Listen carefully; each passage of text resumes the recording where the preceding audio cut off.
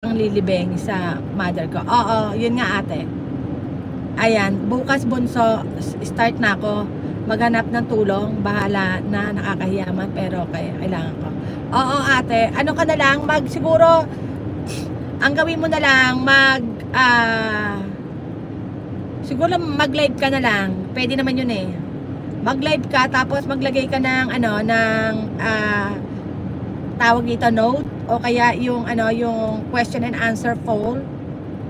Yun na lang. Tapos yung mga pupunta sa, tapos ilagay mo sa taas yung GCash number mo, para yung iba kung sa GCash talaga pwede naman magpadala, yung may mga GCash. Yung wala naman, pwede naman super chatter, kasi mako-collection mo naman yon in the future. Kasi kung halimbawa may utang ka, pag nakasweldo ka sa YT, pwede mong ipambayad yung sasahurin mo sa YT, di ba ate?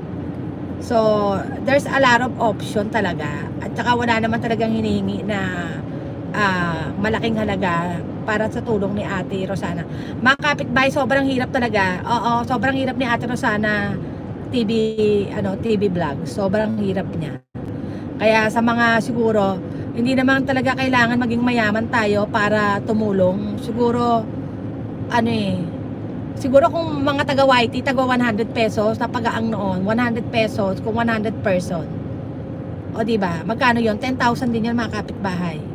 Yung 100 pesos tapos 100 person ang ang makakakuha. 10,000 din mga kapitbahay. Ang laki nun na, 10,000 pesos. Ang laking tulong nyo kay ate. Kaya siguro parang piso lang yun eh, yung 100 pesos. Ayan. Siguro kahit nga 25 pesos pwede na eh. Siguro kahit nga 10 piso pwede na siguro. O diba mga kapitbahay? Ayan, Shabes Khan, ayan, nice, so beautiful. Ayan, kahit konti lang sapat na sa akin, maipon na. Oo, ayan, Shabas, thank you so much pa. O, kasi yung mga foreigner, hindi nila naiintindihan yan eh. Oo, yung mga foreigner, hindi nila alam yan. Siguro sa nga kapwa Pilipino na lang natin, all over the world siguro, pwede.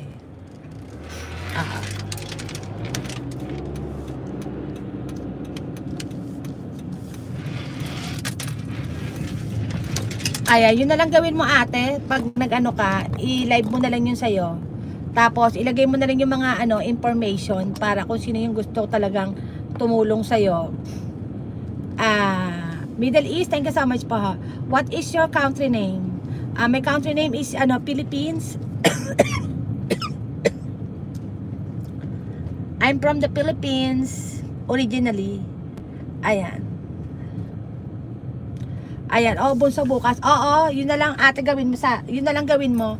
Mag-live ka na lang, tapos lahat ng information na pwede nilang gawin, pwede mo. Ayan, hello, good morning. How are you guys doing today? Good, thank you. Have a good day. Ayan. Sharbas Khan Vlog, thank you so much pa.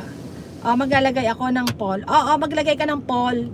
Tapos, tawag dito. Tapos yung, ipin mo yung mga, pwede mong sabihin. Ayan lang. Yung mga gusto mong sabihin na, yun nga. Tapos, ibigay mo yung information kung saan sila pwedeng magpadala ng tulong.